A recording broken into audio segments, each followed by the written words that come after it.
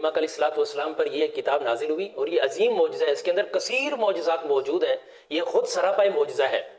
ان تمام معجزات میں سے قرآن پاک کے اندر ایک بہترین معجزہ یہ ہے کہ قرآن پاک کی کسی آیت کو بھی دیکھا جائے، اگر وہ کسی واقعے کی طرف اشارہ کر رہی ہو تو مکمل طور پر اسی واقعے کی طرف اشارہ بھی کرتی ہے۔ اور قرآن پاک کیونکہ یہ آخری کتاب ہے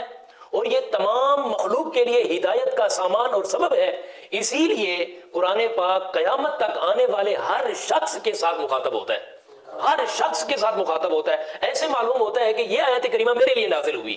مثال کے طور پر اللہ رب العزت نے ارشاد فرمایا لا تخافا اننی معکما اسمع و ارا،